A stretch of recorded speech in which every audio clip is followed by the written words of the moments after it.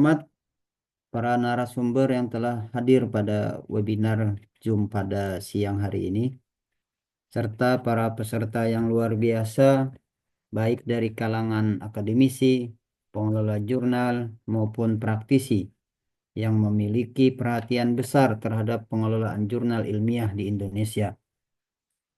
Puji syukur kehadirat Allah Subhanahu wa Ta'ala atas limpahan rahmat dan karunia-Nya, sehingga kita dapat berkumpul dalam webinar Zoom pada siang hari ini dalam keadaan sehat dan walafiat.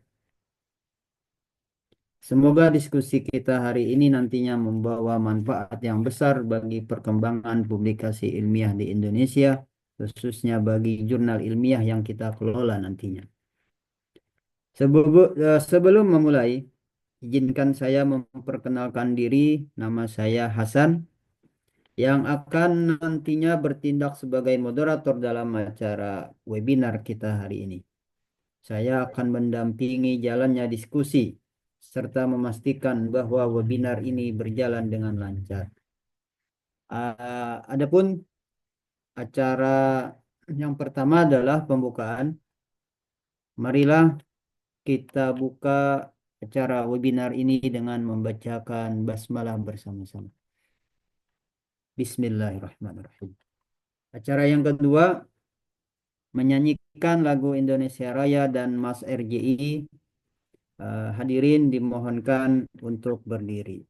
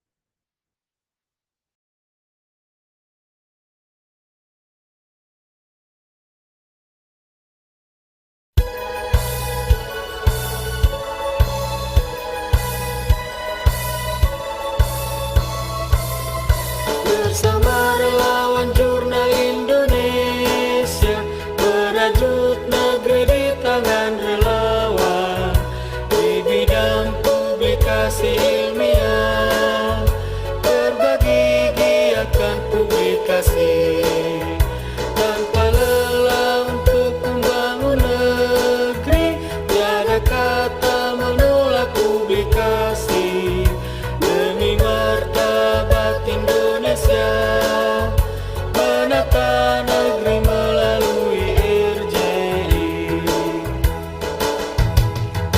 Hari yang cerah untuk publikasi, menata, mengelola dan menerbitkan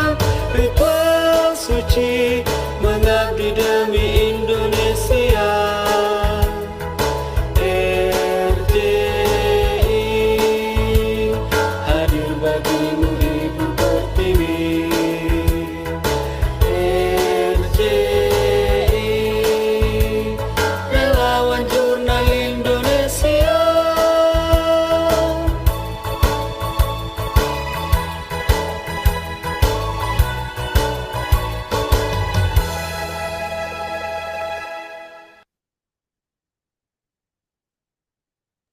Hadirin dipersilakan duduk kembali. Terima kasih. Acara yang ketiga adalah pemaparan materi dari para narasumber. Untuk pada sesi ini kita akan nantinya mendengarkan paparan dari para narasumber yang ahli di bidangnya. Untuk sebelumnya perkenankan saya memperkenalkan para narasumber kita pada siang hari ini. Yang pertama adalah Bapak Fauzi Nurdin ST Mudo. Beliau dari Universitas Sari Mulia Banjarmasin yang nantinya akan membahas tentang custom OJS. Yang kedua Ibu Misbah MPD. Beliau dari Universitas Lambung Mangkurat membahas tentang peningkatan substansi artikel. Dan yang ketiga adalah Ibu Maria Prani Ayu, Escape Nurseman dari Stikes Waka Insan Banjarmasin yang membahas tentang similarity identity. Kami sangat berterima kasih atas kehadiran para narasumber untuk berbagi ilmu dan pengalaman dalam acara webinar pada siang hari ini. Yang selanjutnya adalah pemaparan materi dari narasumber yang nantinya akan bergantian. Baiklah, kita akan memasuki sesi utama yaitu pemaparan dari para narasumber. Setiap narasumber nantinya diberikan waktu sekitar 15 sampai 20 menit untuk menyampaikan materinya. Setelah itu kita akan membuka sesi diskusi dan tanya jawab. Yang pertama untuk menyampaikan materi atau pemaparannya adalah kepada Bapak Fauzi Nurdin Estimudo. Waktu dan layar Zoom kami persilahkan.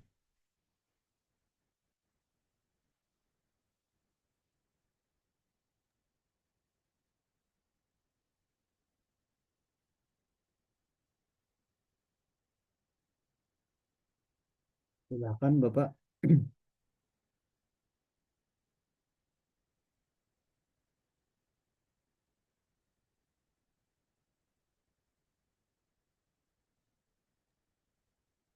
Pak Hasan, terdengar suara saya, Pak? Ada trouble Terdengar dengan Pak, audionya, Pak. jelas, sangat jelas. Ya. Silakan Bapak. Terdengar jelas ya, Pak ya? Iya, jelas. Oke, oke, siap. Baik, kita mulai berarti saya izin share screen dulu.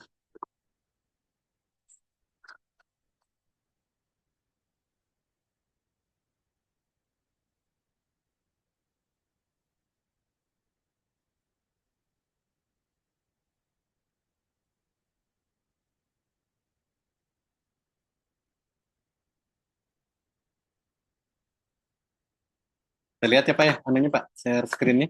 Oke. Iya, terlihat Pak. Baik, terima kasih atas waktunya, Pak Hasan. Bismillahirrahmanirrahim. Assalamualaikum warahmatullahi wabarakatuh.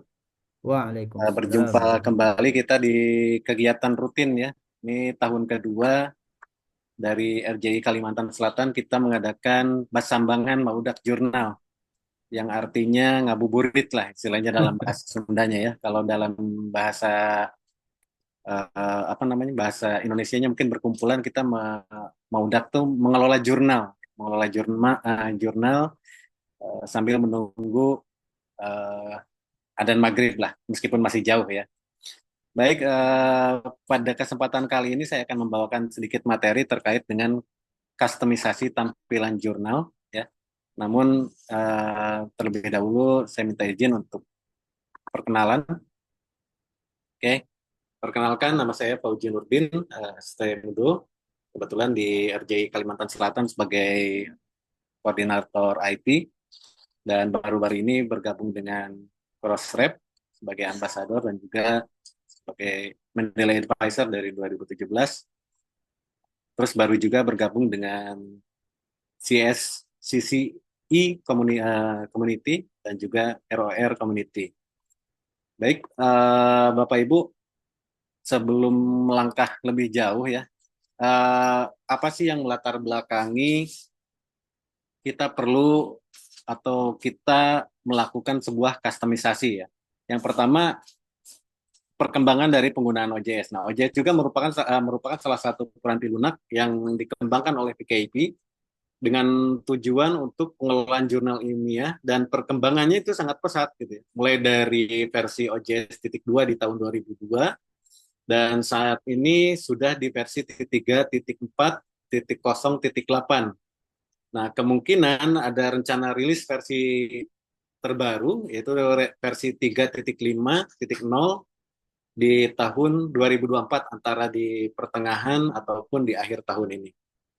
Nah, yang kedua, banyak atau adanya kesulitan teknis dalam customisasi OJS atau mengcustom, merubah tampilan dari default menjadi agak luar biasa gitu ya.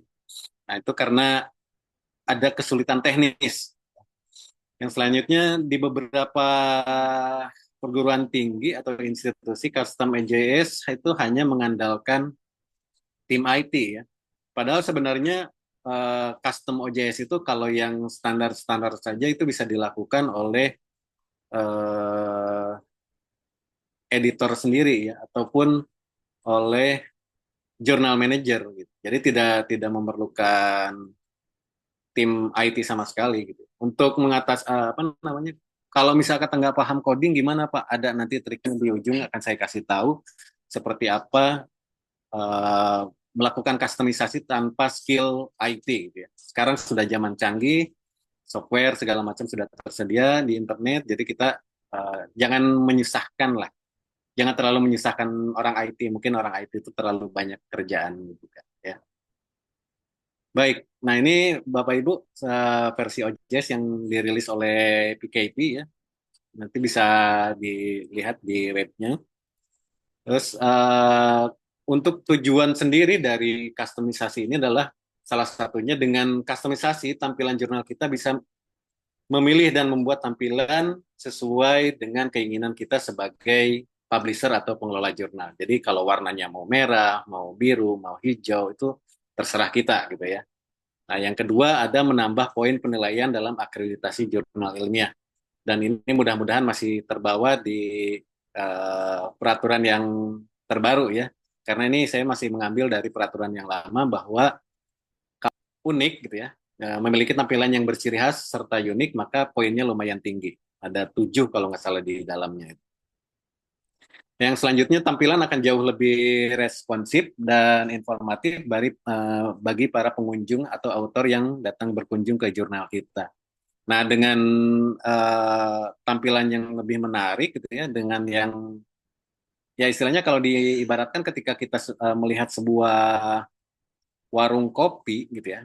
Ketika kita melihat sebuah warung kopi, kalau warungnya itu nggak ada desainnya, nggak ada apa-apa ya, ya mungkin cuman ngelihat doang gitu. Tapi kalau ketika kita melihat kafe yang disusun rapi kursinya, yang disusun rapi mejanya, gelasnya, cangkirnya diperhatikan, lightingnya diperhatikan segala macam, kita akan terus melihat ke sana dan kemungkinan kita akan masuk ke kafe itu. Nah, jadi kalau untuk diumpamakan seperti itu ya, Bapak Ibu. Nah, selain itu juga menambah user experience, maksudnya menambah user experience itu ketika author itu pembaca atau reader atau author itu merasa betah gitu ya, melihat dari segi tampilan, terus isinya juga bagus, dia akan betah berlama-lama di jurnal kita. Nah, ketika user tersebut, author tersebut, ataupun reader tersebut berlama-lama di jurnal kita, dia akan mencari artikel yang lain, bertambah dengan artikel yang lain, maka itu akan mempengaruhi unique visit atau kunjungan unik di state counternya. Nah, karena beberapa kali saya mencoba, apa sih yang membuat kunjungan unik ini jadi lebih supaya lebih banyak seperti apa? Ternyata ada kalkulasinya gitu ya. Ya kalkulasinya itu seperti tadi orang berkunjung lama masuk ke dalam jurnal kita, membaca sebuah artikel. Setelah itu dia akan membaca lagi artikel yang lain, dia akan membaca lagi artikel yang lain, dia akan mencari tahu bagaimana submitnya, dia akan mencari tahu seperti apa template-nya, dan akhirnya dia akan submit. Nah, itu yang ternyata bisa membuat tampilan atau kunjungan unik bertambah. Nah, ini Bapak Ibu di uh, bobot penilaian akreditasi ya, untuk penampilan itu ada 7. Memang bukan hanya tampilan dari websitenya juga, tapi tampilan dari artikelnya juga Bapak Ibu. Mulai dari headernya, footernya, nomor halamannya, terus lagi genesis artikelnya, apakah ada atau tidak, lisensinya ditambahkan di dalam artikelnya, di dalam PDF-nya ada atau tidak, itu juga merupakan salah satu bentuk kustomisasi ya. Nah, yang selanjutnya adalah siapa dan apa yang perlu disiapkan. Nah, yang pertama, akun admin cPanel ya, Bapak Ibu. Ini biasanya khusus dipegang oleh tim IT, tapi kalau misalkan ada akses jauh lebih bagus. Kalaupun tidak ada ya tidak masalah, nanti bisa share slide ini mungkin ke tim IT-nya supaya bisa mengcustom gitu ya. Nah, yang kedua ada akun admin atau jurnal manager atau editor jurnal ya. Nah, dengan akun admin atau jurnal manager ini kita bisa melakukan beberapa kustomisasi di beberapa bagian yang tidak memerlukan login ke cPanel. Yang ketiga itu ada tampilan custom web jurnal lain yang akan dicontoh gitu ya. Jadi kita ada malnya dulu nih, seperti apa yang akan kita contoh. Kalau memang sudah dirasa cocok, nanti kita tinggal kustomisasi. Yang keempat ada koneksi di internet yang stabil. Yang kelima aplikasi Notepad, Sublime atau Word. Nah, ini aplikasi-aplikasi yang biasa dipakai oleh para programmer ya, yang paling standar sekali untuk melakukan sebuah coding.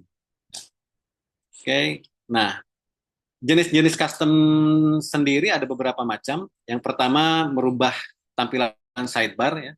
Itu biasanya kita menggunakan custom block manager dan bisa dilakukan oleh jurnal manager ataupun editor. Yang kedua ada merubah tata letak atau navigation menu yang ada di atasnya itu biasanya. Nah, itu bisa dilakukan oleh jurnal manager ataupun editor. Yang ketiga merubah tampilan header, itu bisa header dan footer bisa oleh jurnal manager. Kalau untuk tema itu biasanya OJS dan juga server atau perlu login ke cPanel karena ada beberapa plugin theme ya yang tidak bisa diinstal dari pluginnya gitu. Yang selanjutnya ada artikel metrik ya, ada artikel metrik. Nah, kalau untuk artikel metrik ini diperlukan login ke cPanel atau ke server ya. Jadi ya ini harus minta bantuan tim IT atau kalau memang ada username dan passwordnya mungkin bisa login ke cPanel-nya. Yang selanjutnya bisa dengan menambahkan CSS atau cascading style sheet. Itu bisa dilakukan oleh editor ataupun jurnal manager. Nah, untuk tampilan sendiri, Bapak Ibu, ini yang standar ya, tampilan OJS 3 versi 3.2.1 itu standarnya seperti itu. Tampilannya ada current, arsip. Nah, ini yang disebut dengan primary navigation menu. Ya. Yang ini footer, yang sebelah kanan ini sidebar, ya, yang di atas ini untuk user navigation menu. Nah, ini yang standar sebelum dikustomisasi atau dilakukan perubahan, gitu ya. Nah, yang ini setelah dilakukan perubahan.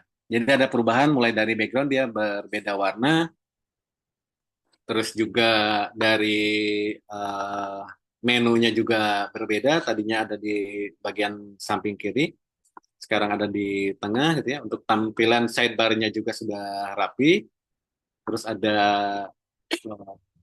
tentang jurnalnya juga, header-nya sudah full page ya. Oke, nah ini salah satu contoh juga yang tadi untuk artikel metrik ya, ketika sudah diedit beberapa file, dia akan bisa menampilkan abstract view ya, dan juga PDF download. Nah, kalau untuk doi ya, untuk doi ini bisa juga diedit dari filenya atau bisa menggunakan plugin. Di versi 3.3 itu sudah tersedia pluginnya namanya doi in summary. Jadi bisa muncul. Ini tidak perlu coding lagi. Kalau di versi 3.3 ke bawah itu biasanya masih harus coding manual ya, mengedit manual untuk beberapa file yang diedit. Nah, adapun langkah-langkah untuk mengcustom gitu ya. Yang pertama untuk sidebar. Untuk sidebar itu kita harus ke menu website setting dulu. Dari website setting nanti masuk ke bagian plugin. Dan di bagian plugin nanti kita cari yang namanya custom block manager dan static page. Ya. Jadi dua ini custom block manager dan juga static page yang harus diaktifkan. Terus yang kedua atau yang selanjutnya adalah tampilan jurnal yang mau kita copy atau yang mau kita contoh. Ini contoh jurnal yang saya kelola di Universitas Mulia. Jadi nanti silakan tinggal di klik kanan ya, di lamannya di klik kanan, terus di view page source. Ketika sudah di view page source, maka nanti yang munculnya akan seperti ini. Nah, ini tampilannya seperti ini. Nanti Bapak Ibu silakan bisa copy dari baris ke 754 sampai ke 797. Itu untuk sidebar. Kalau Pak, kalau untuk footernya bisa bisa di copy juga bisa. Untuk footer bisa di copy. Untuk header belum bisa ya kalau untuk header karena dia terpisah anunya apa namanya? Untuk settingannya. Oke. Nah, ini tinggal di copy aja nanti setelah di copy tinggal dipastekan di bagian custom block manager. Nah, itu yang tadi, yang ini. Nah, ketika kita sudah menginstal Custom Block Manager, nanti tinggal di Manage Custom Block Manager, ya, Manage Custom. Setelah di Manage Custom, nanti akan muncul di sini, kita tinggal Add Block. Kalau saya biasanya bikinnya satu aja, jadi satu untuk dari uh, apa namanya additional menu sampai ke indeksasi biasanya satu satu blok aja gitu, nggak banyak-banyak. Jadi nanti kalau pada saat upgrade atau apa-apa nggak terlalu ribet dalam memasukkan custom blocknya. Jadi tinggal di add block, nanti tinggal tambahkan di sini misal kata sidebar gitu, atau side menu, tambahkan nanti akan muncul di sini. Nah setelah muncul maka nanti kita tinggal namain gitu ya, tinggal add block, kita tambah kasih nama tadi sidebar. Nah, kita klik yang ini, Bu, yang ada kode source code. Ya, di sini ada beberapa, ada bold, italic. Ini kalau ini udah umum ya. Ada underline, ada juga link, ada unlink, dan ada source code. Nah, nanti Bapak Ibu tinggal klik yang ini, tinggal masukkan source code-nya yang tadi. Ya, tinggal di copy paste. Setelah di copy paste, maka hasilnya akan muncul. Nah, ini akan muncul seperti ini. Nah, kalau copy paste dari jurnal milik orang lain, jangan lupa untuk meremove linknya. Nah, meremove linknya. Kalau tidak, nanti link yang ada di sini semua akan menuju ke jurnal yang kita copy. Jadi tinggal kita klik yang ini, remove link, maka nanti akan berubah linknya tidak akan aktif lagi. Nah, untuk side menu dan juga sama ya yang di sebelah kanan ini. Untuk linknya dimatikan kalau misalnya kata Mas ngopi dari tempat orang lain, jadi dimatikan semua, di unlink semua. Ya. Nah, selanjutnya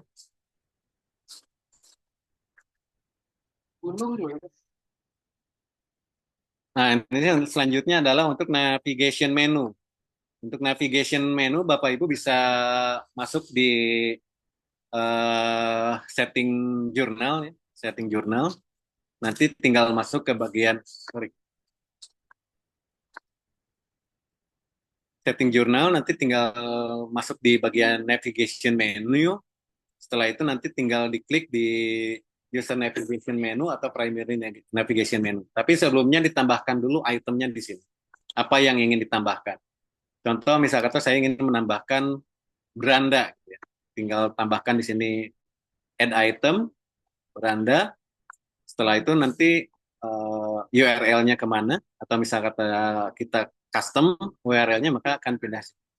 Kita tulis di sini URL-nya, setelah itu tinggal diklik save. Ketika sudah diklik save, maka nanti akan muncul, ya. Akan muncul dan kita edit di primary navigation menu. Nah, kita edit di primary menunya. Nanti kita tambahkan di assign menu. Ini yang unassign ini berarti yang tidak muncul di laman Bapak Ibu, ya.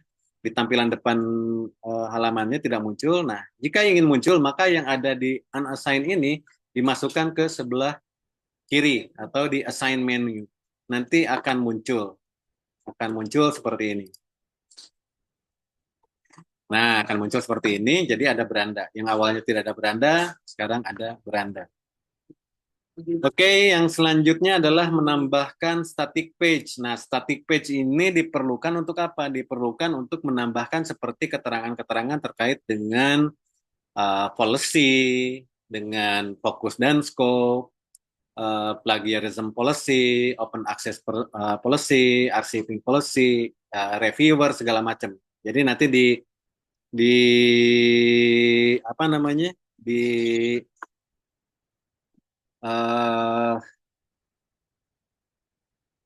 static page namanya. Oke. Nah, yang langkah pertama adalah di website setting, ya. Bapak Ibu bisa masuk ke di website setting. Nanti tinggal klik di bagian static page.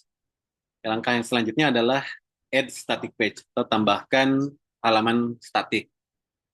Usahakan Bapak Ibu jika mengelola jurnal dibiasakan dengan menggunakan bahasa Inggris. Karena untuk versi OJS 3.3 sekarang ini masih belum sempurna, ya, untuk bahasa Indonesianya. Jadi terkadang ada error. Biasanya errornya itu ditandai dengan tanda pagar nama menunya seperti itu. Jadi saya sarankan untuk melakukan customisasi ini gunakan bahasa Inggris, ya, gunakan bahasa Inggris. Oke, kita lanjut. Kita add static, ya, kita add static page. Contoh di sini saya memasukkan fokus dan scope, jadi kita tulis di sini metadata statistik page-nya. Yang pertama kita tulis dulu judulnya atau path-nya, fokus dan scope, dan di sini tidak boleh ada spasi. Kalau misal kata mau bisa pakai tanda strip, ya, atau tanda minus di sini. Kalau di sebelah kanannya boleh, yang judulnya boleh berspasi ataupun berlambang, jadi boleh. Nah, nanti setelah judulnya ada, ya, path-nya dan judulnya ada, baru masukkan isinya di bagian sini. Nah, baru dimasukkan di sini, sesuaikan dengan fokus dan scope jurnal sendiri. Kalau misalnya kata kita mengcopy dari orang lain, ya kita rubah-rubah juga gitu. Jangan sampai nama jurnal orang lain terbawa ke jurnal kita, ya. Nah, kalau sudah, nanti tinggal di save. Setelah di save, nanti akan muncul, ya, akan muncul di pengaturan. Oke, ini yang tadi tata letak tadi, ya. Double. Nah, ini sorry, yang static page tadi yang dibuat tadi sudah muncul di sini, ya, fokus dan scope. Bapak Ibu tinggal diklik kanan saja di bagian fokus dan scope sini, terus copy link address. Nah, setelah di copy link address, nanti tinggal dimasukkan di custom bar, custom menu tadi, Bu. Ya, Bapak Ibu, ya, tinggal dimasukkan di custom block tadi. Custom block, tinggal di klik link. Ya, nanti akan muncul insert link, tinggal taruh di sini. Nah, ini targetnya silakan Bapak Ibu apakah mau tetap di halaman yang sedang dibuka atau membuka halaman baru, nanti ada pilihannya di sini. Tapi kalau untuk fokus yang berkaitan dengan jurnal, nanti saya sarankan di non saja atau di tetap halaman yang dituju. Setelah selesai, tinggal diklik OK. Setelah OK, nanti akan berubah warna dari warna hijau seperti ini yang tidak ada hyperlink akan berubah menjadi biru atau ada linknya, ya. Dan ketika di save nanti akan muncul di sebelah sini apa namanya, di menunya, dan ketika diklik maka akan muncul ini akan muncul tulisan fokus dan scope. Nah, yang selanjutnya adalah untuk artikel metrik. Untuk artikel metrik ini memang agak lumayan berat karena ini harus login ke cPanel ya Bapak Ibu, harus login ke cPanel dan ada beberapa file yang harus diedit. Nah, saya sarankan ya sebelum melakukan customisasi di bagian ini wajib backup file terlebih dahulu ya. Jadi filenya di backup terlebih dahulu, jangan sampai sudah diedit, istilahnya sudah dirusak, ke save, akhirnya akan menyebabkan error di jurnalnya. Karena kemarin beberapa kali saya mendapatkan kasus ada yang apa namanya? Ada yang statistiknya nggak jalan, ada yang error ketika mengirimkan review atau apa gitu ya kemarin itu. Ternyata setelah saya selidiki ada kesalahan di file yang akan diedit ini. Nah, file yang akan dieditnya ini adalah file article summary ya di uh, foldernya itu ada di bagian public HTML, nama folder instalasi jurnal Bapak Ibu, terus ada di template, front end, object, article summary.tpl. Nah, itu yang file pertama. Yang file kedua ada di file issue handler.inc.php. Nah, ini lokasinya ada di public HTML, nama folder instalasi jurnal, pages, issue handler. Jadi dua file ini yang akan kita edit. Nah, jadi yang harus di backup juga ya dua file ini. Nah, setelah dapat akses ke cPanel, Bapak Ibu nanti silakan edit ya, edit di apa namanya? Di baris ke 87 sampai ke baris 198. Jadi ada perubahan di sini. Ada DOI, terus ada juga publication-nya. Untuk di-view-kan di sini. Ini untuk menampilkan preview pub ID. Jadi untuk menampilkan metriknya nanti Bapak Ibu bisa copy paste dari apa namanya dari PowerPoint-nya. Oke, itu yang file yang pertama. Nah, yang kedua ini untuk menampilkan DOI ya, untuk menampilkan DOI kalau misalnya kata belum ada pluginnya itu nanti ada di issue handler. Jadi untuk menampilkannya tinggal Bapak Ibu edit saja di bagian sini, di bagian 294 sampai 296 ya. Tinggal ditambahkan yang ini aja. Tinggal ditambahkan ini, setelah itu tinggal diklik save. Jika sudah selesai maka tampilan apa namanya? Tampilan jurnalnya akan berubah atau tampilan daftar isinya akan berubah. Nah, cuman terkadang gitu ya, terkadang Bapak Ibu suka lupa. Makanya di sini saya kasih attention setelah melakukan customisasi apapun itu. Nah, di bagian ini clear cache dan browser historinya. Jadi harus di history dari jurnalnya, history dari browsernya harus dihapus dulu atau harus dibersihkan dahulu. Lalu setelah itu baru dicek apakah artikel metrik sudah muncul atau belum, atau proses customisasi yang kita lakukan ini sudah berhasil atau belum. Ya, seperti itu Bapak Ibu. Nah, yang selanjutnya adalah tips dan trik untuk jurnal manager dan editor, bagaimana sih supaya kita bisa mengedit atau melakukan customisasi jurnal apa namanya tanpa harus login ke cPanel. Nah, Bapak Ibu di sini saya ada beberapa website yang lumayan bermanfaat ya untuk Bapak Ibu bisa melihat atau bisa melakukan coding ya, bisa melakukan copy paste coding tanpa harus mikir berat ya Bapak Ibu ya. Oke, mungkin nanti akan ada live demo ya, kurang lebih sekitar 5 menit, Pak Hasan. Dan ini quote dari saya di akhir slide ini karena ada 3 materi kita di sore ini, takutnya keburu kesorean dan kita sudah berjanji bahwa tiap pemateri itu 20 menit. Jadi di akhir slide ini saya ada sedikit quote, adalah ilmu adalah harta paling berharga yang tidak akan pernah habis jika dibagikan. Namun jika ilmu akan hilang jika tidak dijaga dan diamalkan dengan baik. Baik, Pak Hasan, terima kasih atas waktunya, Bapak Ibu. Mungkin ada sedikit tambahan dari saya terkait dengan live demo tadi ya, Bapak Ibu ya. Ya, Live demo silakan Pak. menggunakan eh, HTML tidy dan custom CSS tadi ya. Oke, saya share dulu untuk HTML-nya.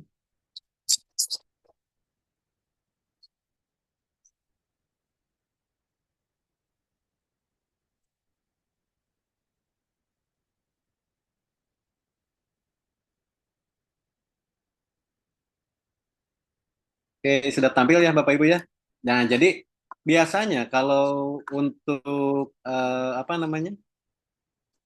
Untuk pengelola jurnal atau untuk yang apa namanya? Yang tidak begitu paham IT gitu ya, tidak begitu paham coding, saya biasanya menyarankan untuk menggunakan ini. Bapak Ibu perhatikan yang di sebelah kiri dan sebelah kanan ya. Yang sebelah kiri ini adalah tampilan atau hasil yang ketikan di sebelah kanan. Jadi ini codingnya, ya. Ini codingnya, ini hasilnya. Oke, saya contohkan, saya rubah ini backgroundnya menjadi warna, misal kata warna merah. Nah, dia di sini akan berubah. Ya. Jadi di sini akan berubah. Kalau misal kata kita hapus di sini, maka di sini akan hilang. Baik, kita contohkan yang tadi. Kita contohkan yang tadi. eh, Bagaimana cara copy paste ini.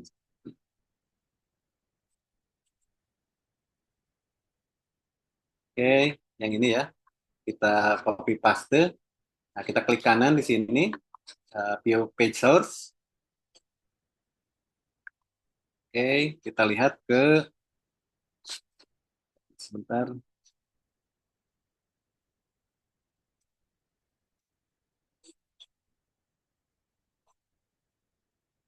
Kita lihat di halaman di baris 754. Jadi kita scroll sampai bawah, kita lihat 754. Nah, dari sini, dari sini ya. Dari sini, dari 736. Oke, sampai ke bawah sini. Sorry. Kita copy ini ya, kita copy dari div class ini, kita copy. Oke, kita masukkan di sini Bapak Ibu. Kita coba masukkan di sini. Nah, langsung kan. Jadi ketika dimasukkan di sini, maka ini akan langsung muncul yang kita copy paste tadi. Nah, kalau sudah, ini tinggal dibuang saja linknya dengan cara mengklik ini, ya. Terus lagi uh, klik yang ini, ya. Kita hapus, ya, lihat. Oke. Nah, ketika sudah di blok seperti ini dulu, linknya dibuang, maka linknya tidak akan muncul. Atau ketika kita klik, ini tidak akan muncul. Tidak akan menuju kemana-mana. Nah, setelah misal kata, ini mau disesuaikan Pak, warnanya kita lihat warnanya itu warna apa. Kalau saya biasanya pakai color picker, di sini ada namanya color picker. Kita klik ini atau eyedropper ya, kita klik, kita lihat warnanya ini warna apa. Oh, 4B, ya, ada tulisannya 4B. Nah, yang ini ada 4B ACD. Jadi kita lihat di sini. Nah, ini nih. Misal kata kita mau rubah jadi putih ya, kita tinggal tambahkan 000 atau hitam. Nah, maka akan jadi hitam. Jadi perubahannya di sini. Nah, seperti itu Bapak Ibu ya, untuk menggunakan atau apa namanya? Membuat sidebar menu. Nah, kalau saya ini semuanya saya copy paste apa namanya? Saya bikin satu ya, jadi tercopy semuanya. Kalau misal kata Bapak Ibu belum ada gambarnya, insya Allah kalau misal kata mau tetap gambarnya di tempat kami nggak masalah, gitu ya. Kalau misal kata mau mau copy paste dari jurnal kami boleh, silakan. Cuman nanti linknya aja yang dibuang. Karena nanti takutnya begitu Bapak Ibu paste kan nanti akan nge-link ke jurnal kami. Kami yang beruntung itu jadi lebih banyak pengunjungnya. Nah, contoh ketika ini sudah selesai, kita custom ya, kita rubah, maka tinggal kita copy lagi, kita masukkan di sini. Ya. Saya login dulu. Kita login dulu. Kita masuk ke website. Kita masuk ke plugin. Nanti ada di install plugin sini, ada bagian custom block manager. Custom block manager. Nah, yang ini kita tinggal klik tanda bintangnya, manage custom block. Nah, ini ada beberapa ya. Kita contoh saya tambahkan adblock aja. Adblock menu baru. Nah, ini kalau ada nah, sudah kita tinggal klik edit. Nah, mempage-nya itu adalah di sini. Tadi ya, yang source code tadi, paste-nya di sini. Untuk tinggal Ctrl V, klik OK. Nah, maka dia akan muncul seperti ini. Kalau menggunakan bilingual, yang keduanya boleh dimasukkan, boleh tidak. Tapi saran saya kalau mau ya dimasukkan saja. Dimasukkan jadi dua-duanya ada. Ketika menggunakan bahasa Inggris muncul, ketika menggunakan bahasa Indonesia muncul. Nah, jadi seperti itu Bapak Ibu untuk custom di bagian apa namanya? Di bagian side menu atau menu tambahan karena dari default dari OJS-nya tidak begitu banyak untuk menu. Nah, selanjutnya apalagi yang bisa dilakukan? Bapak Ibu bisa menambahkan apa namanya? Apa yang dinamakan dengan CSS. Nah, ini style sheet. Pak, gimana kita bisa apakah bisa membuat sendiri? Bisa atau bisa ngambil dari jurnal orang lain? Bisa juga. Nah, eh, contoh seperti ini. Eh, Seperti ini. Nah, ini kan berbeda tampilannya ya. Backgroundnya sudah lain, terus lagi ininya sudah lain.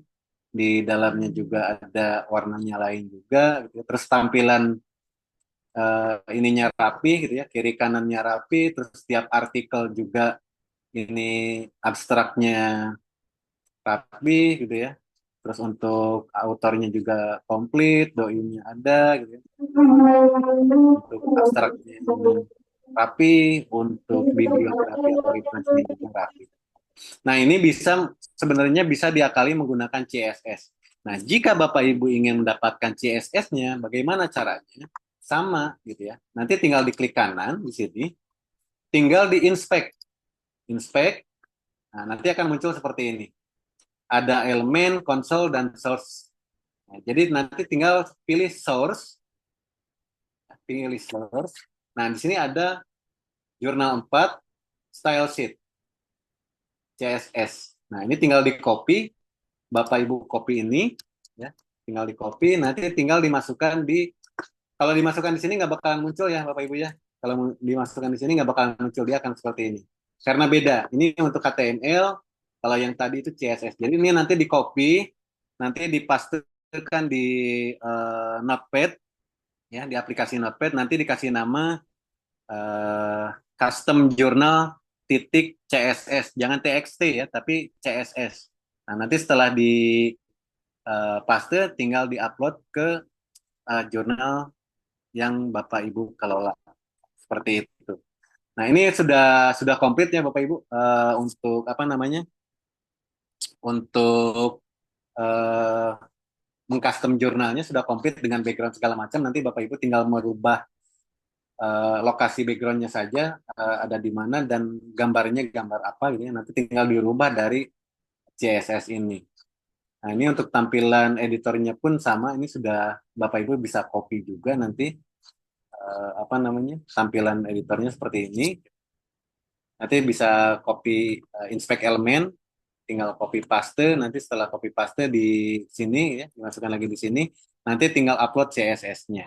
Jadi insya Allah kemungkinan tampilannya akan jauh lebih menarik dari sebelumnya, gitu ya, dari jurnal-jurnal yang belum di custom seperti itu. Baik, mungkin itu aja Pak Hasan dari saya. Jika ada pertanyaan dipersilahkan, atau mungkin di Eh, apa namanya akan digabung nanti pertanyaannya di akhir, atau bagaimana, saya serahkan kembali ke Pak Hasan. ya. Baik Pak Hasan, silakan. Terima kasih atas waktunya. Assalamualaikum warahmatullahi wabarakatuh. Waalaikumsalam warahmatullahi wabarakatuh. Terima kasih atas pemaparan dari Bapak Fauzi. Untuk pertanyaan, lebih baiknya di akhir, Pak. Jadi nanti mungkin kita selesaikan dulu presentasi atau pemaparan dari narasumber. Nah, kemudian pertanyaannya baik itu langsung secara apa Oke, namanya siap Pak. raise Baik, Pak. hand. Oke, oke. Ya. Untuk narasumber yang kedua itu yang akan disampaikan oleh Ibu Misbah yang membahas tentang peningkatan substansi artikel. Kepada Ibu Misbah, dipersilahkan. Terima kasih Pak Hasan. Mohon izin Pak Fauzi mungkin bisa di stop share untuk tampilannya.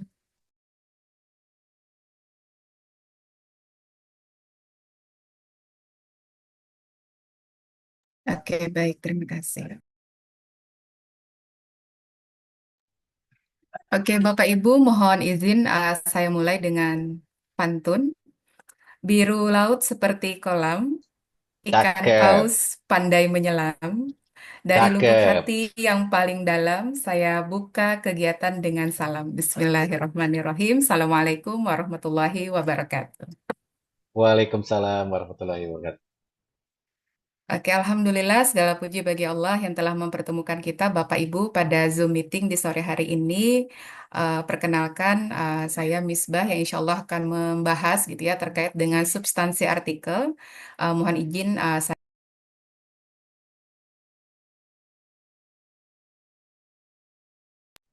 Oke, sebentar.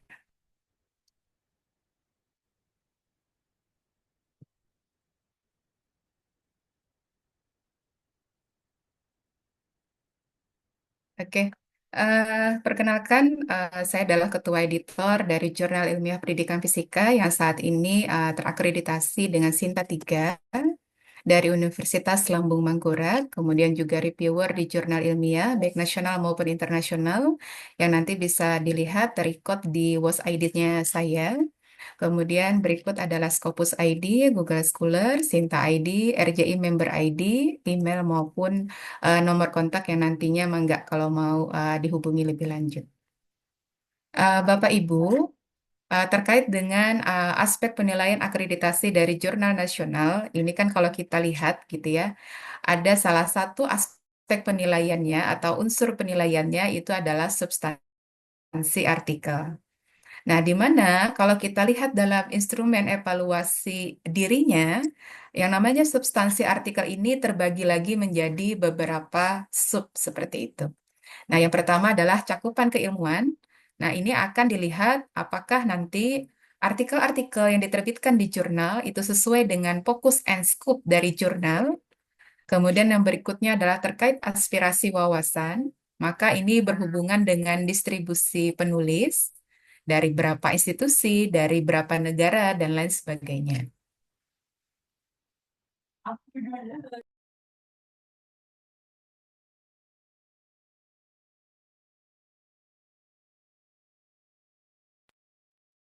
Nah, kemudian berikutnya adalah kepioniran ilmiah atau orisinalitas karya. Nah, maka ini terkait dengan orisinalitas dan juga kontribusi. Kemudian yang berikutnya adalah terkait makna sumbangan bagi keilmuan, bagi kemajuan ilmu. Kemudian ada dampak ilmiah yang nanti akan dilihat dari jumlah sitasi 3 tahun terakhir yang ada di Dimension. Kemudian nisbah sumber acuan primer berbanding dengan sumber lainnya. Kemudian derajat kemuhtahiran dari pustaka acuan, serta analisis sintesis, dan terakhir adalah simpulan begitu.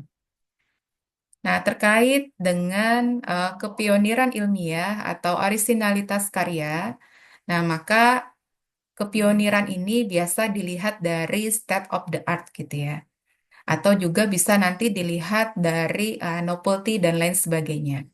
Dan di sini disampaikan gitu ya di dalam pedoman gitu ya akreditasi jurnal nasional, harapannya jurnal ilmiah ini mengurangi gitu ya pemuatan artikel yang hanya bersifat ulasan atau review. Nah, kemudian berikutnya kejelasan analisis kesenjangan gitu ya berdasarkan state of the art ini akan menjadi hal penting yang nantinya akan menunjukkan orisinalitas ataupun juga kepioniran ilmiah seperti itu.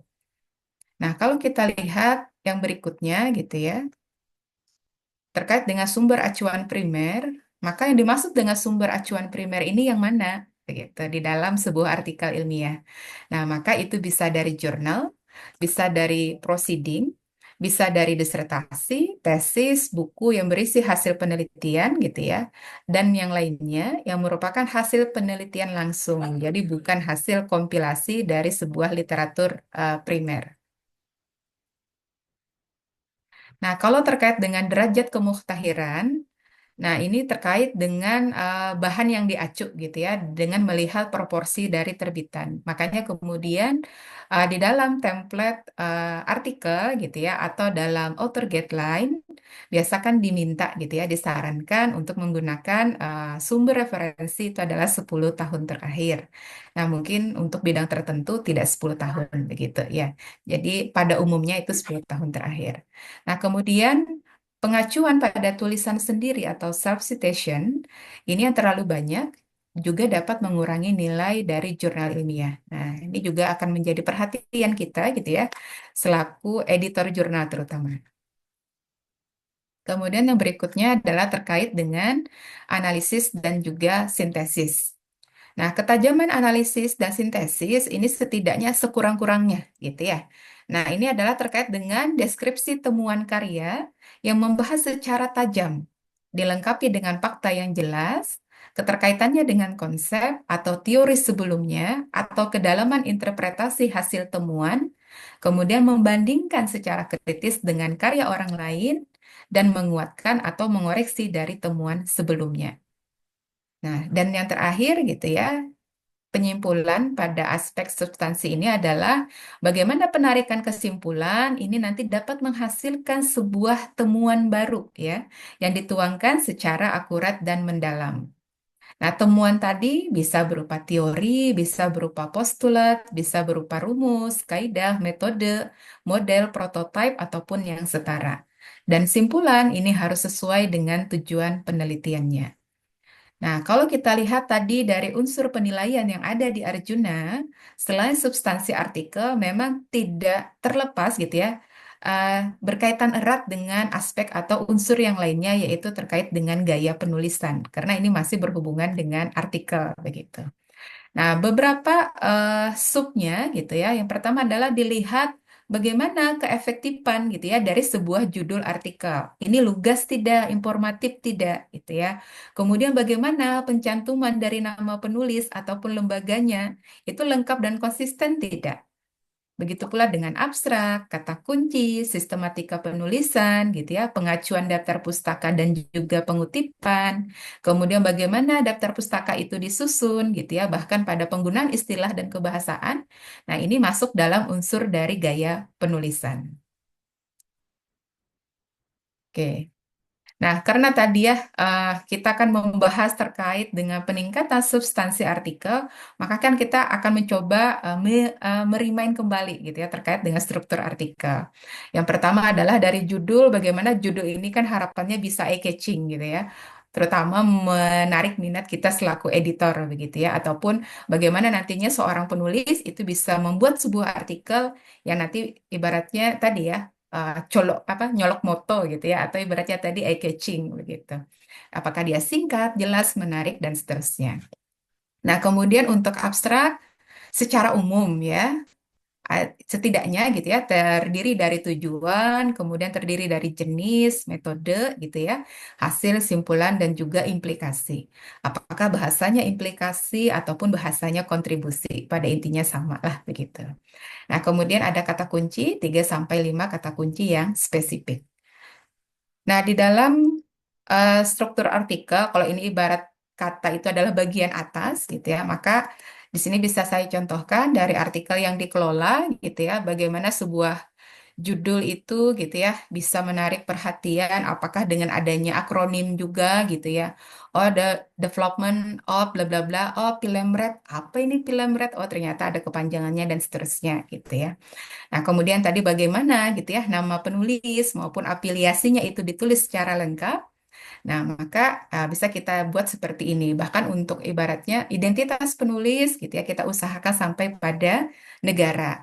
Mungkin Bapak Ibu bisa sambil meng-cross-check gitu ya, terutama untuk jurnal yang dikelola, apakah untuk afiliasi itu sudah sampai pada negara atau tidak gitu ya. Nah, kemudian adanya email korespondensi. Nah, berikutnya di dalam sebuah artikel harapannya gitu ya, memuat tentang genesis atau history artikel. Kapan artikel ini disubmit, kapan artikel ini direvisi gitu ya, kapan artikel ini diterima, bahkan nanti kan publish online-nya kapan. Nah, harapannya itu tertera di dalam PDF artikel.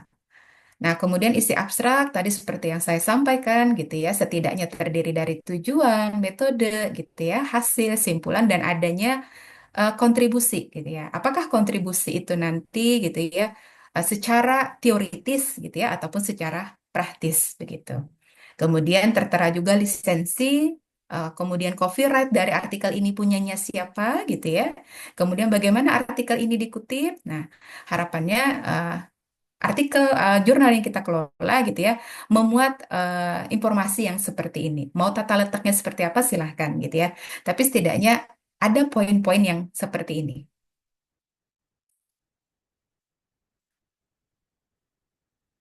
Nah, kemudian yang berikutnya di dalam pendahuluan gitu ya, harapannya ada 4 yang kemudian terkandung di dalamnya. Yang pertama adalah adanya state of the art gitu ya, yang mencukupi dan juga merujuk dengan benar. Kemudian adanya gap analisis, adanya novelty, adanya urgensi atau pentingnya penelitian ini dilakukan. Nah, sampai pada tujuan penelitian ini jelas dan juga spesifik. Nah, bagaimana melihat state of the art itu gitu ya? Bahwa yang namanya state of the art atau kajian review literatur ini harapannya dari sumber yang up to date gitu ya. 10 tahun kalau di sini dituliskan. Monggo kalau 5 tahun akan lebih bagus lagi gitu ya. Ya ini nanti akan menjadi justifikasi gitu ya, novelty ataupun kebaruan. Nah, kemudian berikutnya adalah gap atau pernyataan kesenjangan gitu ya. Begitu pula dengan kontribusi kebaruan atau novelty. Nah, bagaimana ibaratnya penelitian ini gitu ya? Apa sih bedanya dengan penelitian yang sudah ada sebelumnya? Nah, maka ini adalah menjadi sisi penting dalam sebuah pendahuluan. Jadi ibaratnya ini tidak hanya kita gunakan selaku editor yang mengelola jurnal, tapi juga bisa kita pakai gitu ya. Kalau kita juga berperan sebagai penulis begitu. Nah, bagaimana kemudian gitu ya melihat sebuah research gap? Nah, maka di sini ada beberapa gitu ya. Bagaimana ibaratnya kita melihat apa sih gitu ya isu terkini yang ada saat ini. Nah, kemudian kita mengetahui apa sih yang sedang didiskusikan, yang sedang diperdebatkan, apa yang kemudian sudah diteliti atau didokumentasikan gitu ya. Nah, maka untuk memunculkan yang namanya research gap bisa kita lihat dari critical reading ada 3 ini gitu ya. Apakah nanti bisa kita lihat dari kita bisa menemukan apa sih gitu ya kurangnya dalam literatur yang terkini ini gitu ya. Apa yang kemudian missing gitu ya dari literatur yang ada saat ini gitu ya. Kemudian kita mencoba untuk mengidentifikasi apa yang kemudian bisa ditambahkan gitu ya dari literatur yang sudah ada itu. Nah, ini nantinya akan bisa menjadi research gap dalam artikel yang kita cross-check ataupun artikel yang kita buat. Nah, ini sebagai contoh gitu ya. Nah, saya ambil dari artikelnya kolega. Nah, di sini disampaikan penelitiannya adalah terkait dengan low carbon. Nah, di sini sebagaimana yang saya apa tandai kota. Nah, disampaikan bahwa low carbon itu sudah banyak dibahas gitu ya. Kalau dibahasakan mohon izin kalau kurang tepat gitu ya dalam menerjemahkan bahwa low carbon ini udah banyak nih dijelaskan gitu ya, udah banyak dibahas. Oh, dalam bidang ekonomi menurut referensinya si A si B. Oh, dalam bidang energi, dalam bidang teknologi, transportasi dan seterusnya. Tetapi low carbon dalam bidang pendidikan itu masih sedikit yang membahas. Nah, maka Bapak Ibu ya bisa melihat state of the art-nya bagaimana, kemudian bagaimana gap yang ditampilkan gitu ya dalam sebuah artikel. Jadi berarti tadi kita merujuk kepada beberapa referensi yang up to date gitu ya. Oh, ini banyak dibahas di bidang ini, bidang ini, bidang ini. Namun di bidang yang mau kita teliti itu ternyata masih sedikit. Nah, maka disitulah muncul yang namanya gap analysis begitu. Nah, baru nanti kita masuk ke dalam urgensi maupun tujuan gitu ya dari penelitian yang akan kita lakukan. Nah, berikutnya adalah metode gitu ya.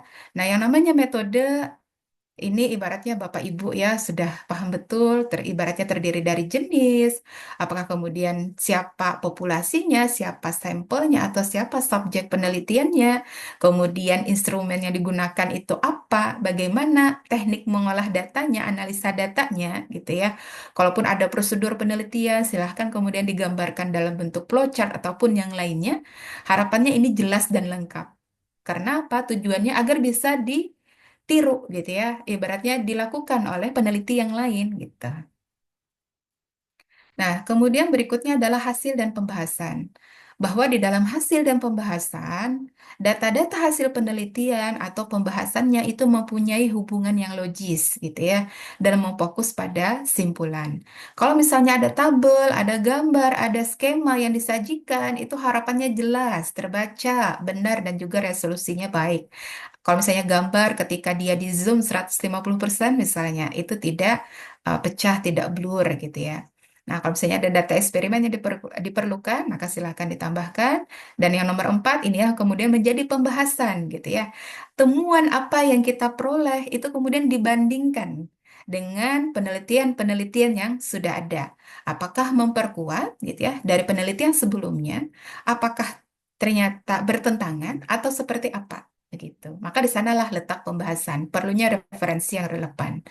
Nah, kemudian yang namanya hasil juga kita harus betul gitu ya, harus baik dalam mengolah datanya. Jadi tidak sekedar data mentah kita sajikan, tidak. Tapi bagaimana data itu sudah kita olah dengan baik. Kemudian jangan mendeskripsikan angka gitu ya, tabel atau grafik tadi secara detail, tapi lebih kepada bagaimana menyajikan temuannya atau trennya begitu. Nah, kemudian tuliskan data yang tadi sudah diolah gitu ya, cukup dalam satu jenis. Maksudnya untuk satu data ya, apakah tabel ataukah gambar gitu ya. Jadi tidak dalam keduanya untuk data yang sama. Nah, berikutnya adalah simpulan. Nah, bagaimana simpulan ini gitu ya, dia valid, penting, dan juga menjawab tujuan penelitian. Nah, tidak hanya itu. Di dalam simpulan, usahakan ada implikasi, ada kontribusi, baik secara praktis atau secara teoritis. Dan yang terakhir adalah apa sih limitation research-nya gitu ya. Keterbatasan dari penelitian ini apa? Nah, mohon dituliskan di simpulan. Ini adalah beberapa tools gitu ya, nanti bisa digunakan untuk kemudian semakin memperbaik gitu ya kualitas artikel yang kita buat atau yang kita cross-check selaku editor. Untuk similarity mungkin kita secara umum sebagian besar menggunakan Turnitin gitu ya, ataupun Itemticate, ataupun yang gratis menggunakan Plagiarism Checker. Untuk yang bahasa mungkin mayoritas kita menggunakan Grammarly gitu ya, ataupun DeepL ataupun language tool yang lain. Nah, untuk referensi juga mungkin ya, mangga mau Mendeley boleh, Zotero boleh, EndNote juga silahkan begitu. Dan ini adalah beberapa referensi untuk referensi ilmiah ya, terutama dari jurnal internasional, mangga. Kalau punya akses gitu ya, lisensi Scopus, langsung aja buka di scopus.com. Tapi kalau tidak ada, silahkan menggunakan Science Direct. Oh, kalau tidak ada juga, silahkan gunakan mendeley.com, Researcher app gitu ya, Deo aja, dan seterusnya. Begitu. Nah, ini adalah beberapa hal yang kemudian membuat sebuah artikel gitu ya, atau sebuah manuskrip karena belum diterbitkan gitu ya. Ini ditolak oleh editor sebelum proses peer review. Mohon izin Pak Hasan, kalau lewat 20 menit untuk diingatkan ya. Iya, iya Bu. Oke. Nah, yang pertama adalah isi manuskrip ini di luar dari fokus and scope. Artinya apa? Salah kamar gitu ya. Maka pastilah akan ditolak. Yang kedua apa? Oh, tidak ada nih novelty yang ada di dalam artikelnya. Oh, udah sama nih dengan artikel-artikel yang sudah ada gitu ya. Makanya kemudian kalau kita mau ibaratnya melihat artikel ini ngandung tidak novelty-nya, lihat tadi di pendahuluan gitu ya. Kalau di pendahuluan nggak nemu atau nggak usah jauh-jauh, lihat aja dari judul gitu ya. Biasanya saya lakukan copy tuh judul di Google Scholar banyak nggak gitu. Oh, kalau banyak. Nah, baru cross-check tuh di pendahuluan, ada nggak gitu ya statement dari peneliti terkait novelty-nya. Nah, kemudian tidak memenuhi syarat minimum gitu ya dari author guideline. Ibaratnya kan kita selaku editor sudah menampilkan nih author guideline gitu ya. Oh, ternyata si penulis tidak mengikuti gitu ya. Ya sudah, mending mah ditolak saja begitu. Apalagi kalau misalnya artikel yang submit di jurnal kita itu banyak. Kemudian isi manuskripnya tidak lengkap, apakah kurang abstrak, kurang kata kunci, informasi, gambar, tabel, dan lain sebagainya. Nah, kemudian juga menjadi perhatian adalah penggunaan pustaka primer, gitu ya, dan yang mutakhir itu kurang. Karena kan juga tadi menjadi salah satu unsur penilaian, gitu ya, di dalam Arjuna, gitu. Nah, kemudian berikutnya, kalau tadi ditolak oleh editor gitu ya, maka berikutnya adalah ada beberapa hal penting yang kemudian harus diperhatikan gitu ya oleh reviewer. Nah, ini pun jadi catatan kita selaku penulis gitu ya, ataupun selaku editor, hampir sama. Satu gitu ya, ada ndak novelty-nya gitu ya. Yang kedua, gap analisisnya dituliskan tidak secara jelas. Kemudian metodologinya itu menyelesaikan persoalan tidak gitu ya. Nah, kemudian simpulan ini ditunjang tidak dengan data-data ataupun hasil penelitian yang mencukupi serta menjawab tujuan penelitian. Nah, kemudian cross-check relevansi dari sumber rujukan yang digunakan. Jangan sampai ibaratnya sumber rujukan artikelnya bidangnya apa, tapi ibaratnya referensi yang digunakan bidangnya apa begitu ya. Jadi harus ada relevansinya begitu. Dan itu adalah tugas juga dari editor gitu ya untuk meng-cross-check. Nah, itu ini adalah referensi yang saya gunakan dalam penyampaian dan di sini disampaikan di dalam sebuah referensi artikel ilmiah mohon gitu ya dipastikan semuanya itu tersitasi gitu ya di dalam teks artikel ada juga di dalam daftar pustaka atau referensi maupun sebaliknya karena kan ini tidak terlepas untuk menghindari yang namanya misconduct begitu. Nah, kemudian makanya kemudian kita disarankan gitu ya menggunakan reference manager tools. Usahakan walaupun kita jurnal nasional gitu ya apakah sudah terakreditasi atau tidak, kita kan pengen peningkatan kualitas ya.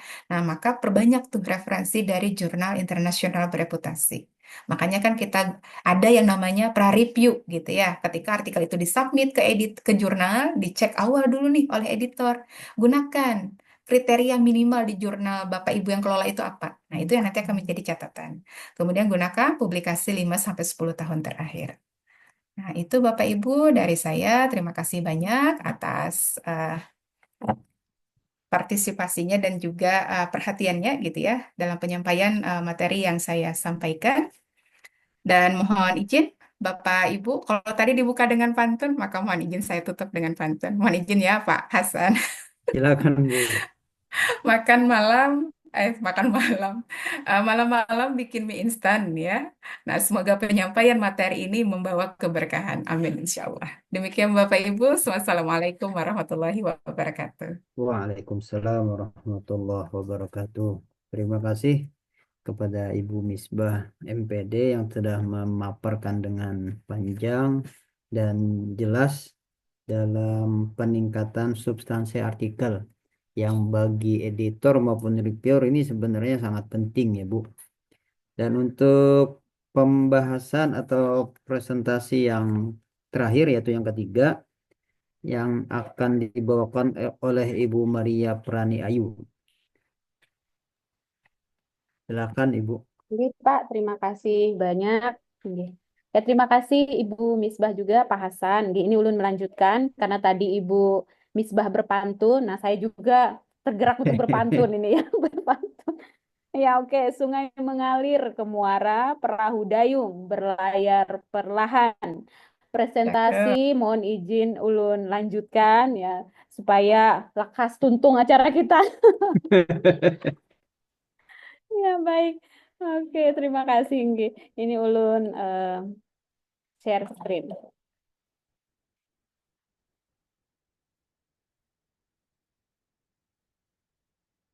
Oke, ya, selamat sore Bapak, Ibu, dan rekan-rekan sekalian. Ya, saya akan melanjutkan dengan topik tentang similarity check, ya, dengan authenticate di sini, atau biasanya dikenal juga dengan cross-ref similarity check, ya, atau ya dikenal juga dengan authenticate, ya. Penggunaan similarity check itu sangat-sangat penting pada saat ini, terutama karena banyak sekali isu-isu, ya, plagiarisme, ya, isu-isu plagiasi yang muncul di dunia akademik, ya. Mungkin Bapak Ibu melihat berita akhir-akhir ini juga, ya, selain berita yang baru-baru ini tentang peresmian Undang-Undang TNI dan sebagainya, juga terkait dengan plagiasi, ya, plagiasi yang juga banyak dilakukan oleh para akademisi. Hal ini menjadi perhatian yang sangat yang harus menjadi perhatian kita seharusnya, seperti itu, tentang isu plagiasi ini. Dan dan banyak tools, ya, banyak tools yang bisa digunakan supaya meminimalisir plagiasi terhadap karya yang kita susun, ya, atau manuskrip yang kita susun. Oke, saya Maria Frani Ayu Andaridia, saya dari Stikes Waka Insan, dan saya akan membawakan ini. Oke, ada beberapa hal seperti yang akan saya bawa, seperti ya, ada sedikit pendahuluan, fungsi dan manfaat, kemudian cara kerjanya, fitur-fitur unggulan, ada sedikit studi kasus nanti, kemudian ada tips dan best practices yang bisa kita aplikasikan, ya. Oke, yang pertama similarity check, ya, atau pemeriksaan kesamaan dalam bahasa Indonesia. Ini proses analisis memang yang dilakukan untuk mengidentifikasi kemiripan atau kesamaan. Kalau dulu, zaman dulu, ya, zaman sebelum aplikasi ini muncul, memang penekanan untuk, ya, pemeriksaan kesamaan manuskrip atau artikel itu sangat ditekankan pada upaya penulis untuk menulis memang secara original, seperti itu. Tapi sekarang karena sudah ada begitu banyak aplikasi seperti dari Crossref, seperti itu, Similarity Check Authenticate ini, ada juga yang terkenal, ya, seperti contoh Turnitin. Nah, hal-hal seperti aplikasi seperti ini. Jadi pada saat ini aplikasi ini menjadi vital dan harus dan wajib kita gunakan, seperti itu, terutama pengelola jurnal, untuk menghindari plagiasi, menghindari, ya, kasus, dan juga, ya, kasus yang tentu saja tidak ingin tidak ingin terjadi pada kita, seperti itu. Oke. Nah, tujuan utamanya ini tentu saja untuk mendeteksi plagiarisme, ya, baik yang dilakukan secara sengaja ataupun tidak sengaja, seperti itu, memastikan originalitas karya. Di sini perlu digarisbawahi originalitas karya, terutama dalam konteks akademik dan penelitian. Nah, cara kerjanya cukup simpel seperti itu, karena sekarang, ya, ada aplikasinya, jadi tinggal dokumen itu diunggah, kemudian nanti sistem akan memindai, kemudian dengan berupa memindai dan berusaha untuk membandingkan dengan jutaan sumber-sumber yang lainnya dari database mereka. Kalau dari Crossref itu nanti maka akan dipindai dengan menggunakan data-data yang mereka miliki. Kemudian nanti akan muncul hasil atau dalam bentuk persentase, nanti ada berapa persen kemiripannya dengan dokumen-dokumen lain, ya.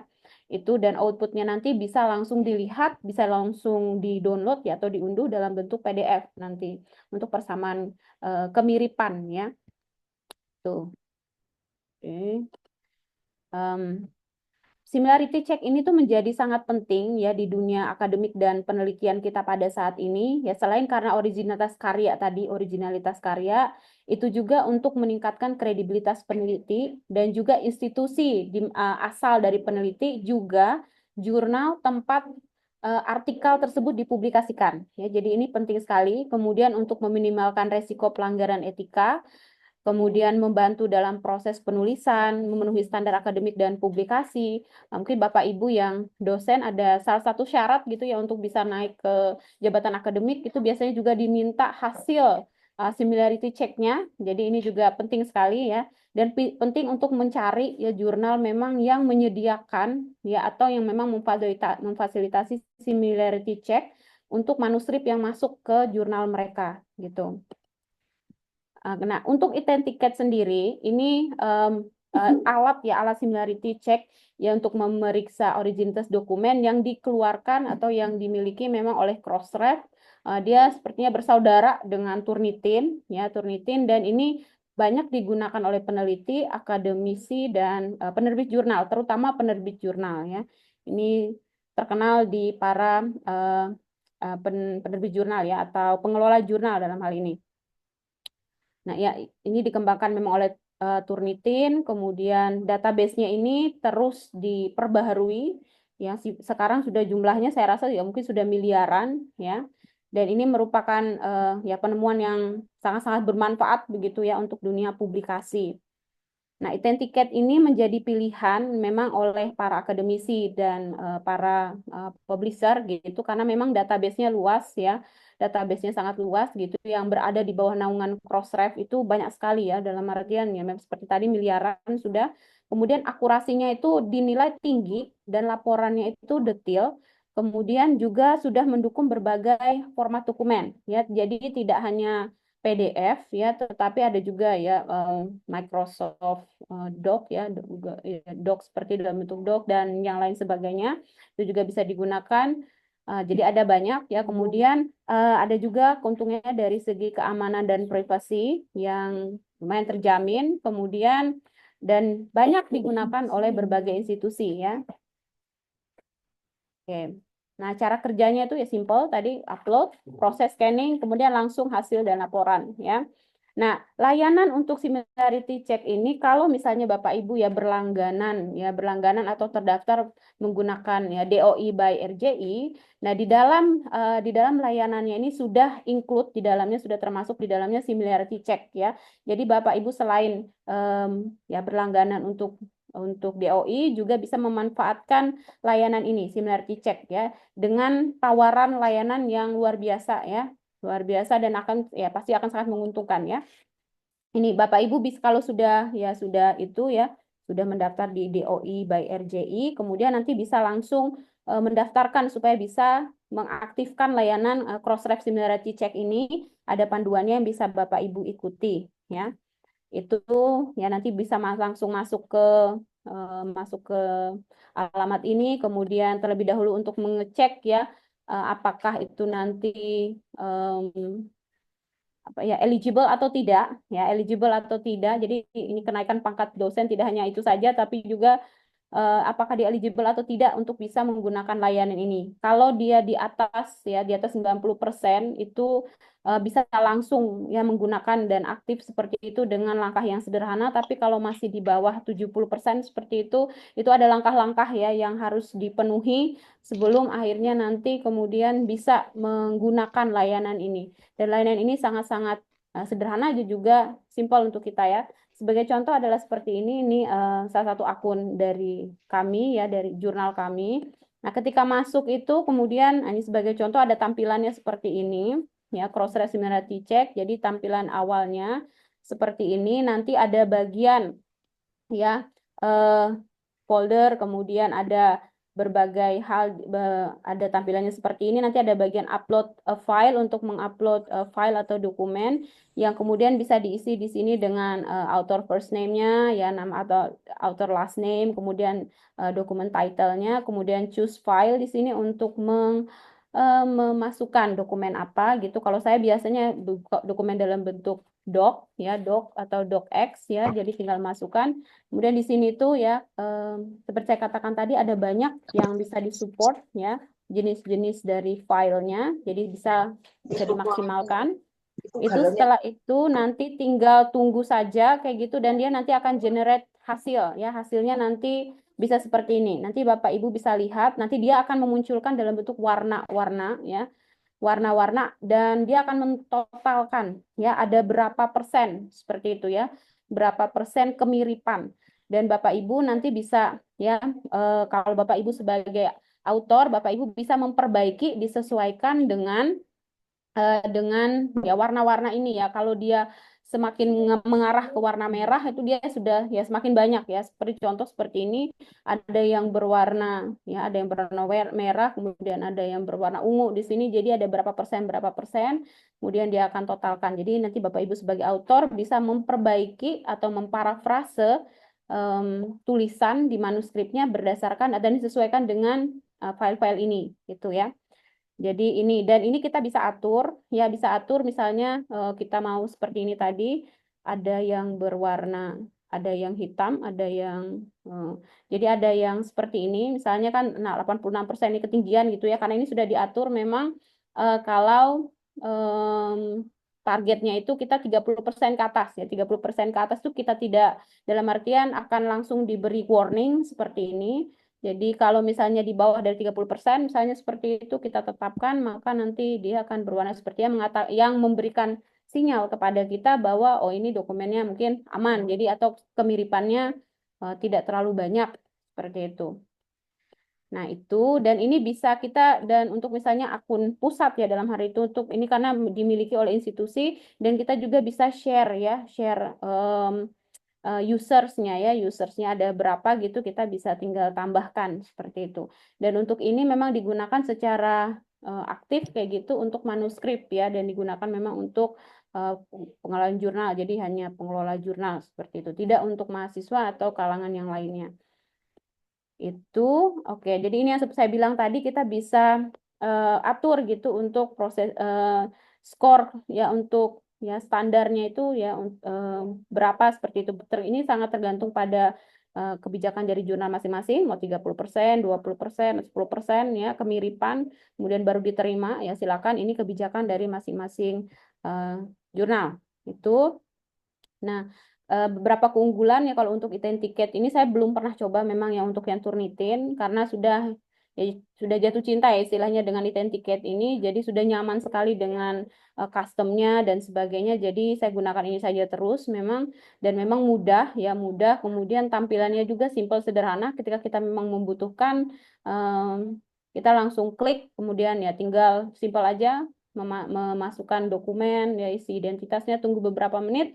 Kemudian nggak sampai berapa menit juga ya, biasanya tergantung dengan berapa banyak kata atau berapa lembar seperti itu ya manuskrip yang dikirimkan. Kemudian nanti dia langsung memberikan kita hasil gitu. Kemudian dia juga memberikan kita sumber-sumber ya, kalau misalnya ada kemiripan terhadap dokumen yang di mana ya, itu dia bisa tunjukkan ya. Jadi itu sangat-sangat membantu sekali gitu. Nah, untuk sedikit kita untuk best practice di sini, penting juga bagi kita untuk melihat interpretasi hasil. Di sini pertama kita perlu melihat ya, memahami persentase kesamaan untuk menentukan ya tindakan lanjutan berdasarkan hasil.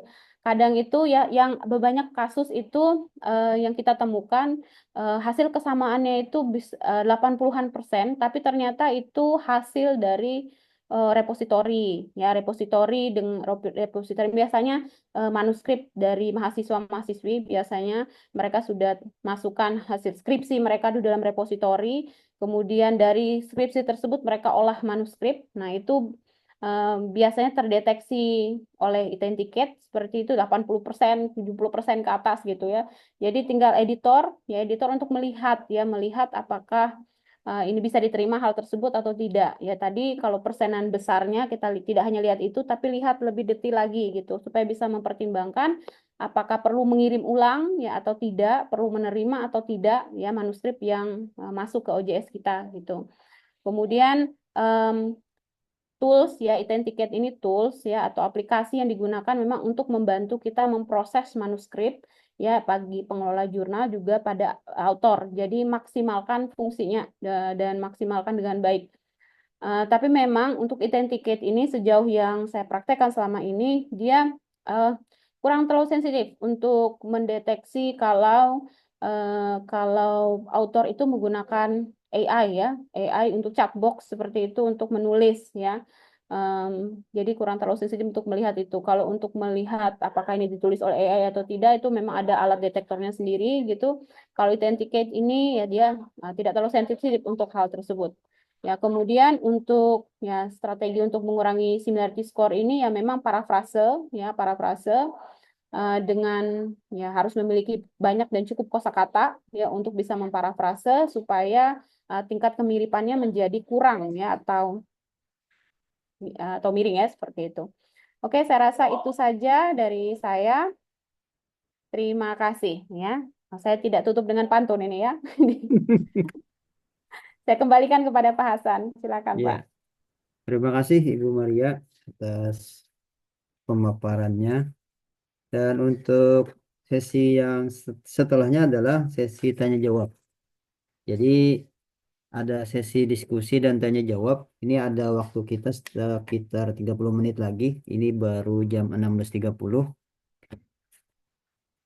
Yang sebelum kita lanjutkan ke sesi tanya jawab, saya ucapkan terima kasih kepada para narasumber yang sudah memaparkan dengan jelas, dan mungkin ada nantinya ada beberapa pertanyaan atau mungkin ada yang perlu konfirmasi kepada para narasumber dari para peserta.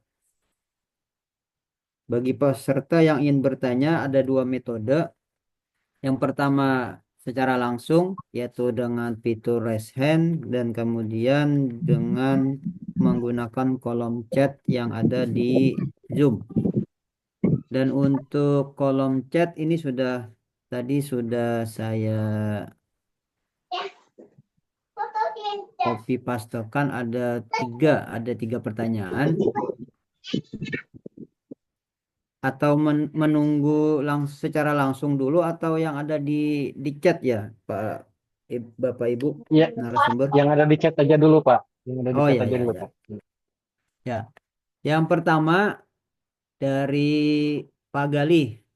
Ini walaupun tadi sudah dijelaskan secara singkat oleh Pak Fauji, tapi saya pun ada apa namanya penasaran lah.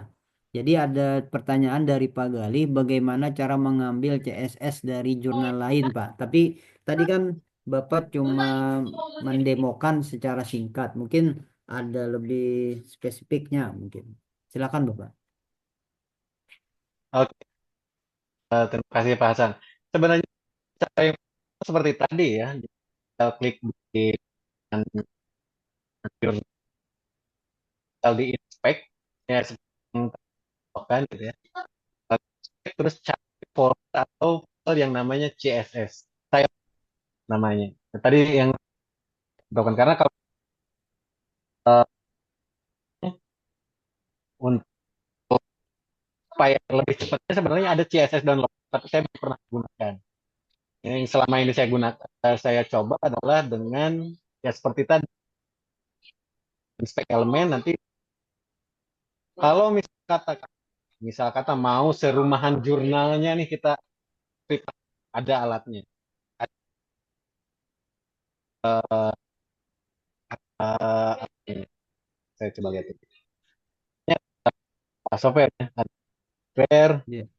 yang bisa mengambil isi dari halaman web. Ada kalau saya biasanya menggunakan Maaf Site Pak, Sucker ini, suaranya putus-putus.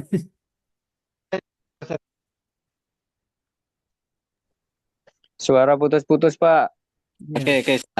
Kalau Oh saya ya. biasanya kalau mau ngambil eh, satu web, gitu ya, saya biasanya menggunakan aplikasi yang namanya SiteSucker. Kalau menggunakan aplikasi SiteSucker itu sampai PDF-nya kebawa semua, gitu. Mus. Nah, baru itu kita bisa modifikasi ke keinginan kita. Gitu. Jadi istilahnya website satu rumah website itu tapi dalam versi offline. Hmm. Nah, seperti itu. Jadi nama aplikasinya adalah SiteSucker. Itu ada di GitHub, ada di beberapa, pokoknya tinggal di searching aja SiteSucker itu pasti ada muncul. Ya, untuk apa namanya? Untuk melakukan atau bukan mencuri ya, mencontoh lah, untuk Hmm. mencontoh tampilan atau layout jurnal punya orang yang bagus gitu ya. Karena ya itu Hmm. tadi kembali ke akreditasi bahwa tampilan juga merupakan salah satu penilaian ya, termasuk ke dalam kriteria penilaian untuk akreditasi. Mungkin itu Pak. Terus tadi mungkin saya lanjut dengan pertanyaan yang selanjutnya Pak ya, yang di bawahnya Ya, ya Pak ya. iya, iya. Silakan Pak. Oke, yang Pak, dari izin Bu sebentar, Maria. Pak. Oh Oke, ya. oke Pak Gali. Oke, Pak. Yang aplikasi yang Bapak bilang tadi pakai apa? Websucker tadi.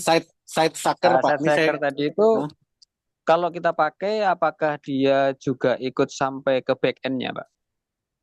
kalau Atau backend hanya enggak Pak, front-end-nya? dia cuma front-end-nya saja Pak. Oke. Nah, Oke, kalau baik, sama terima kasih, dengan Pak. ya, ya kalau dengan back endnya mungkin saya udah bisa nyedot Sinta Pak. Saya sedot aja Sintanya atau Arjuna.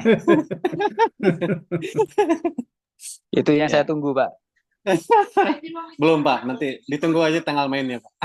Nah, ya, itu saya kan pinter mancingnya kan. Nanti siapa yang double berarti ketahuan kan. Oke, selanjutnya berarti pertanyaan dari Bu Maria ya kayaknya ya. Ibu Maria nanyakan tentang Oh, keamanan tadi isu, ya. Pak. Ya, isu. Nah, isu. Oke.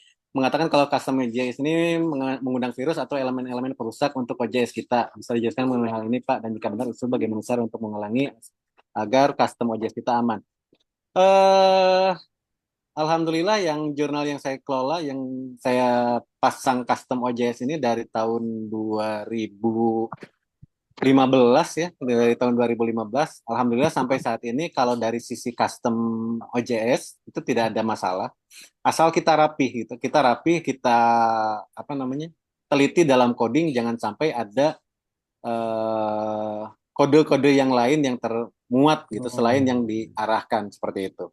Terus kalau untuk segi keamanan ya, kita tidak bisa menjamin yang namanya software itu 100% aman. Kita tidak bisa menjamin. Sebagai web developer atau sebagai programmer, pasti aja ada celah untuk hacker itu masuk ke dalam sebuah sistem.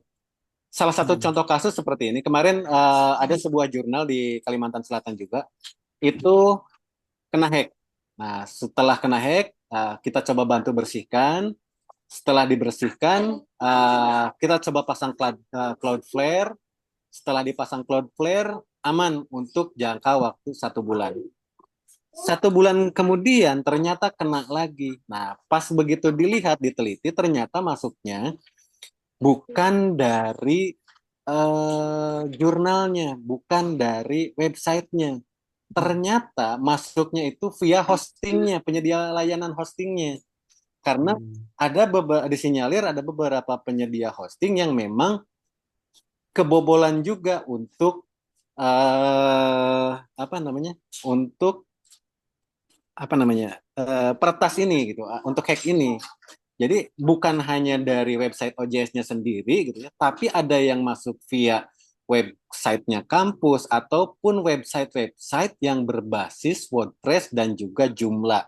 Itu yang selama ini saya coba perhatikan dari beberapa jurnal yang kena kasus hack judi online. Itu ternyata masuknya bukan hanya dari jurnal, tapi dari beberapa apa namanya, dari beberapa website yang lain. Nah, itu mungkin Bu Maria tambahannya.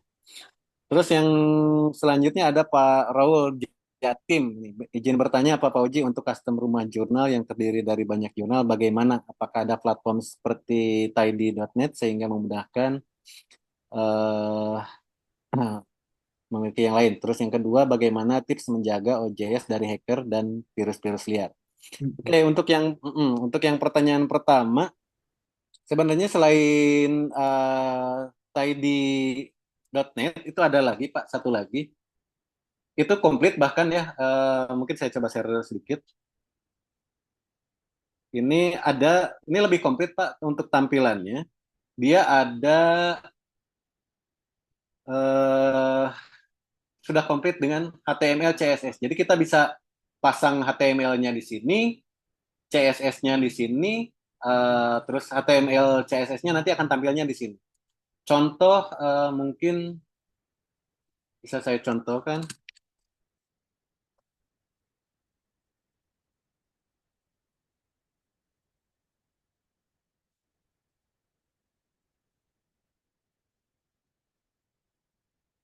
Bisa dicontohkan yang ini mungkin ya. Eh, dari Oke, kita view. Nah, ini kan ada editorial tim ya. Kita coba dari sini.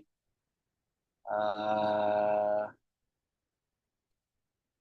Sampai sini. Ya, kita coba. Ini yang HTML-nya ya, Bapak Ibu ya. Ini yang HTML-nya kita kopikan di sini. Ya. Ini contohnya kita kopikan di sini. Nah, dia akan muncul seperti ini, akan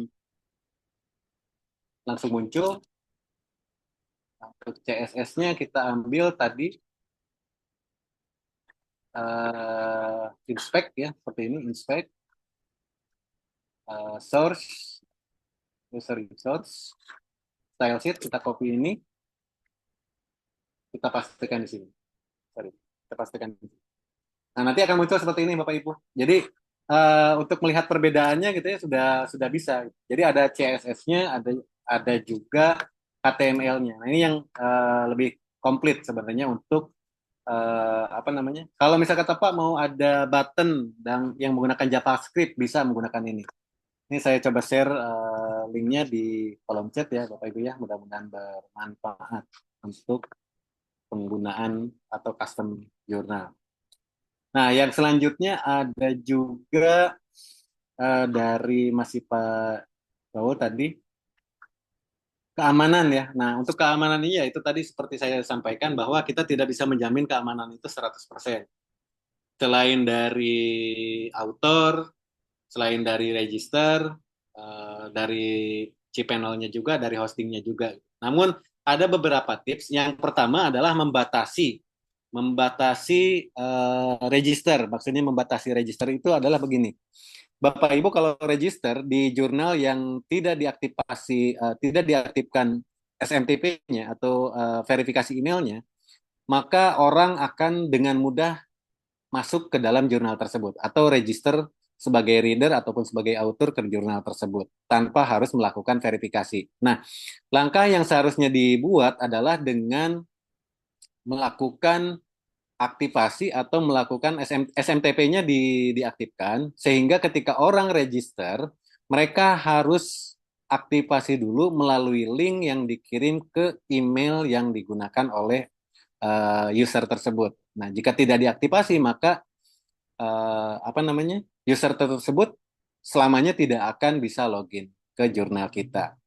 Itu yang pertama. Yang kedua, rajin-rajin mengecek user enroll di jurnal masing-masing karena banyak user-user spammer atau banyak user-user yang aneh-aneh itu masuk ke dalam jurnal kita gitu ya. Salah satu contoh mungkin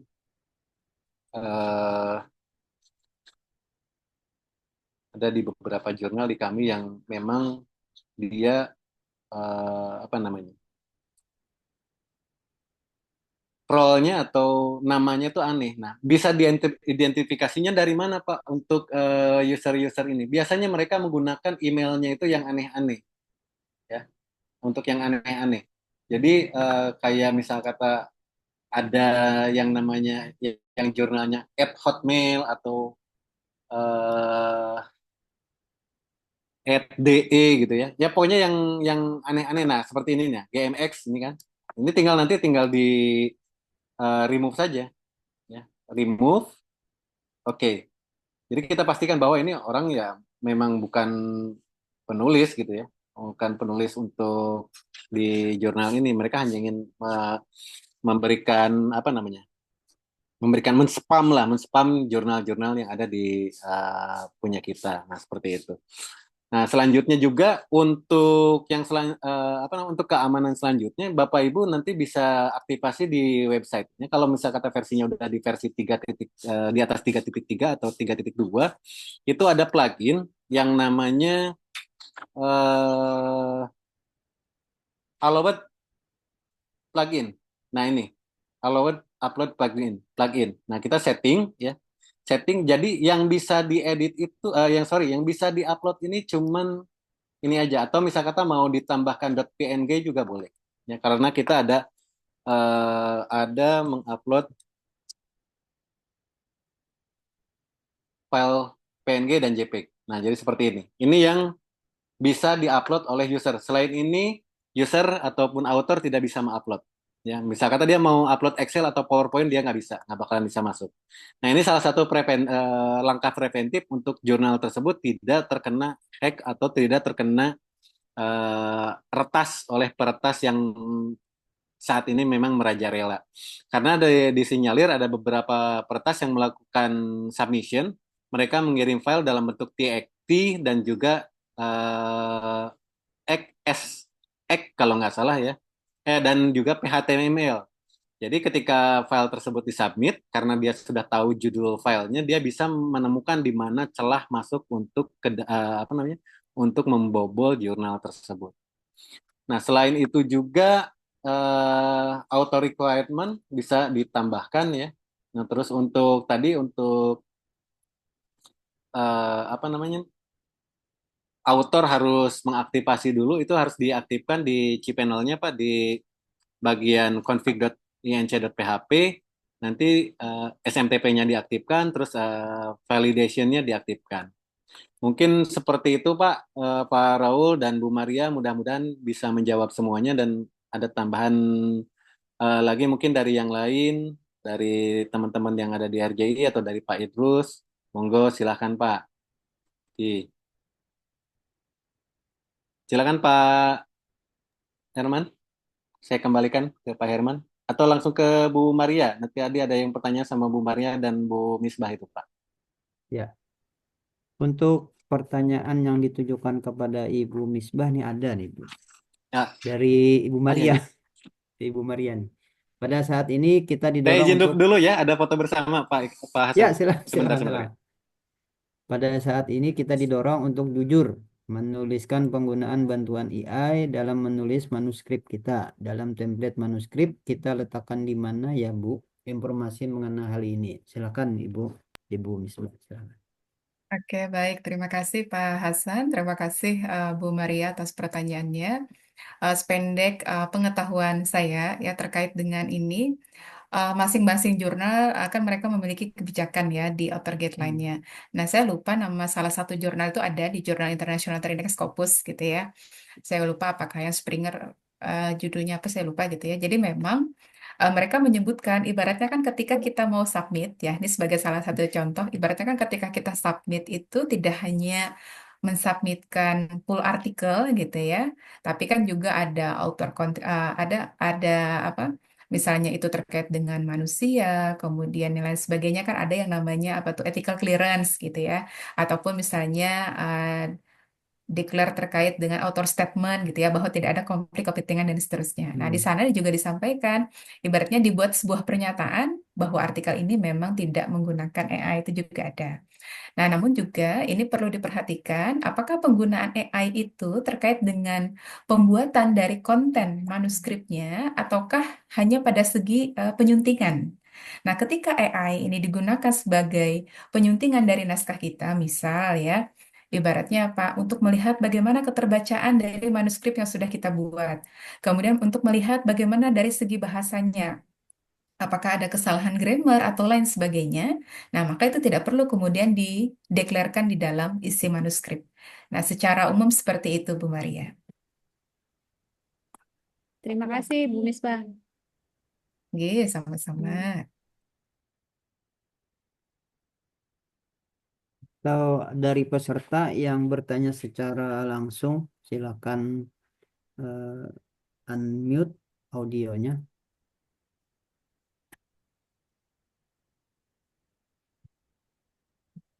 Atau saya yang bertanya mungkin nih, karena menarik tentang customisasi OJS, mungkin kepada Pak Pauji. Mudah-mudahan sudah selesai fotonya nih.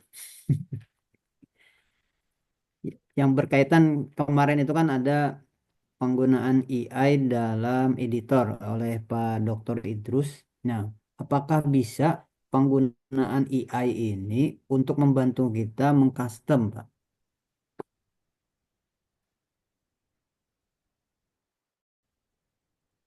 Atau mungkin Pak Idrus juga bisa share, Pak. Tadi saya lihat ada Pak Dr. Idrus tadi. Kalau ya, terima kasih. Iya, Pak. Silakan, Pak. Baik, kalau untuk yang mengcustom OJS, saya belum bisa, Pak. Saya belum Hmm. masih pemula untuk pengaturan OJS dan sebagainya. Hmm. Dan uh, ini tadi ada dari Pak Fauji ya, Saya nggak Ya. berani nanya karena masih masih belajar. Nanti saya perlu perlu putar berkali-kali dulu paparan beliau. Mungkin baru-baru saya Iya. ngerti yang mana yang harus ditanyakan. Tetapi Sama saya juga, Pak. kalau untuk editing dan mungkin juga isi jurnal, saya sepenuhnya sepakat dengan Ibu Misbah bahwa kalau untuk isi, bila kita menggunakan AI, maka kita harus declare bagian dari kejujuran akademik kita. Tapi kalau untuk kepentingan membantu kerja kita sebagai editor, ya saya pikir tidak perlu, tidak dibutuhkan untuk yang begitu. Atau finishing artikel kita pun kita bisa sebenarnya dengan apa namanya itu AI ini tadi. Cuma kalau dia hanya sifatnya pengecekan atau perbaikan beberapa kata-kata kunci dan sebagainya, saya pikir ya tidak perlu di dan ya tidak perlu dideklar gitu. Terima kasih, Pak. Maaf itu saja yang bisa saya sampaikan. Iya. Terima kasih. Ya, Pak Fauzi mungkin bisa membantu menjawab atau menambahkan yang tentang penggunaan AI. Kalau tadi kan kata Bapak untuk customisasi itu ada beberapa aplikasi atau website gratis ya, Pak, yang membantu dalam custom. Nah, karena sekarang ini kan maraknya AI, jadi apakah misalkan ChatGPT atau POI itu bisa digunakan membantu editor dalam customisasi OJS-nya masing-masing, Pak?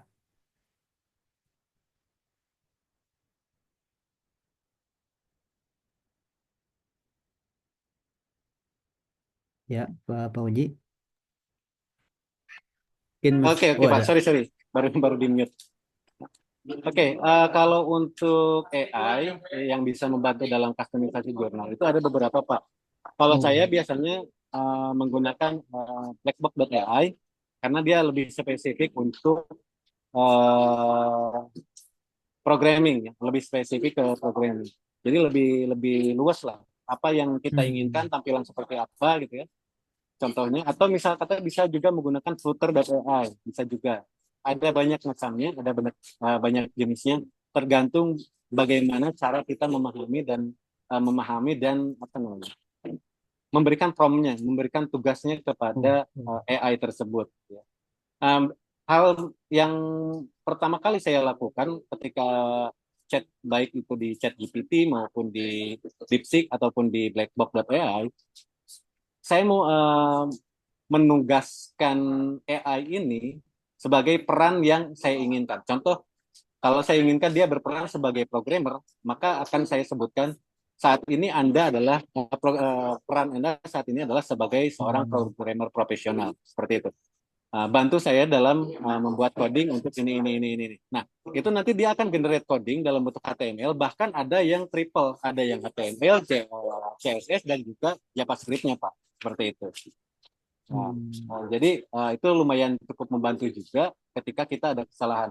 Bahkan untuk diagnosa error log, gitu ya, error log dari sebuah jurnal atau dari sebuah coding itu lumayan membantu. Saya beberapa kali memecahkan memecahkan masalah yang jurnal-jurnal yang error itu dengan bantuan blackbox.ai. Alhamdulillah membantu ya, meskipun tetap faktor humannya nggak bisa dilepaskan gitu ya. Maksudnya Hmm. faktor dari campur tangan manusianya nggak bisa dilepaskan begitu saja. Kita nggak bisa percaya ke AI itu 100% karena ya namanya juga kecerdasan Mesin. buatan gitu ya. Ya, meskipun kita juga kecerdasan buatan gitu ya, tanpa kita sadari bahwa manusia itu juga merupakan sebuah kecerdasan buatan. Ya karena kita bisa cerdas karena dibuat kan Pak, karena kita dididik gitu. Nah, cuman bedanya mungkin kalau AI ini dia berbasis teknologi. Kalau kita kan berbasis jasmani seperti itu mungkin Pak. Mungkin itu tambahan dari saya mungkin Pak Hasan. Iya.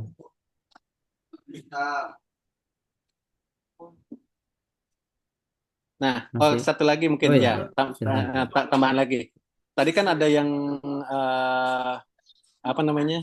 Bagaimana jika menulis artikel menggunakan AI? Apakah itu sah-sah aja atau bagaimana gitu ya. Hmm. Nah, ada beberapa yang menyebutkan bahwa boleh saja selama itu dalam batas-batas wajar. Ya, dalam batas-batas wajar. Terus saat ini kalau untuk similarity check saya belum pernah mencoba, cuman ada beberapa plagiarism check yang saya coba, dia sudah support untuk AI detection. Dia sudah bisa support untuk deteksi AI. Tapi ada tapinya juga.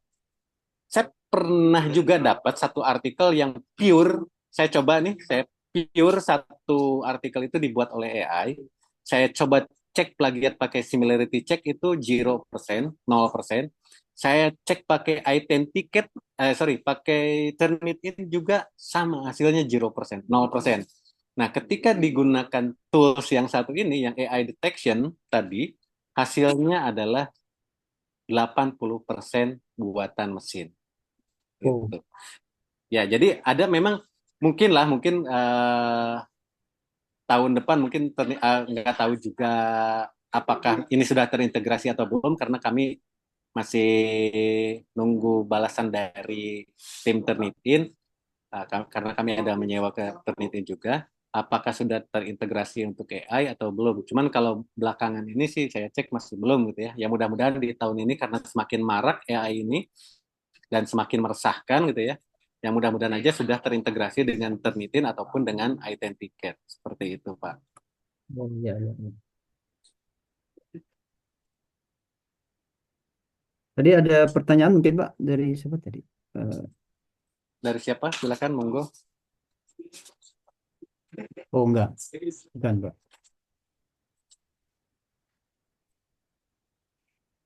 Sudah clear ya? Sudah clear, Alhamdulillah. Oke. Untuk pertanyaan yang lebih lanjutnya mungkin bisa menghubungi narasumber secara pribadi mungkin Pak. Nanti kan Pak Fauzi sudah tadi ada di chat memberikan nomor pribadi beliau. Nantinya yang berhubungan dengan customisasi OJS, beliau lah ahlinya. Bukan ahli, Pak. Masih belajar juga saya, Pak. Custom, upgrade, update, dan ya hal-hal yang berbau teknis lah. Insya Allah hal-hal yang berbau teknis. Juga hal-hal yang berbau Dewa aja karena alhamdulillah jurnal saya udah masuk Pak di Dewa aja Pak. Wah, alhamdulillah. Alhamdulillah. Saya belum. Nggak perlu waktu lama Pak, cuman 2 minggu rasanya. 2 minggu langsung lolos, Mungkin ini tidak ada Pak revisi. Dedi ya itunya. Bukan Pak, bukan. Orang lain Pak, orang lain. Oh, Ya, tapi alhamdulillah. ya saya tetap berkabar bahwa saya sudah memasukkan apa namanya jurnal ke Dewa aja. Nah, ini Saya yang belum Pak. disamat. Aduh, mudah-mudahan bisa Ayo segera. menyusul lah. Ya, siap. Ya. Terima kasih atas penjelasan, komentar, respon dari para narasumber dan pertanyaan-pertanyaan yang sangat menarik dari para peserta webinar kita siang ini. Alhamdulillah kita sudah sampai di penghujung acara. Terima kasih sekali lagi kepada narasumber atas pemaparan yang sangat luar biasa dan kepada seluruh peserta atas partisipasi aktifnya dalam diskusi ini dari awal sampai akhir. Semoga webinar ini memberikan manfaat yang nyata dalam meningkatkan pengelolaan jurnal ilmiah di Indonesia, khususnya pengelolaan jurnal ilmiah yang kita kelola. Sehingga publikasi ilmiah kita semakin berkualitas dan mampu bersaing di tingkat global. Saya mohon maaf jika terdapat kekurangan dalam penyelenggaraan acara ini. Sampai jumpa di kesempatan berikutnya. Wassalamualaikum warahmatullahi wabarakatuh. Waalaikumsalam warahmatullahi wabarakatuh.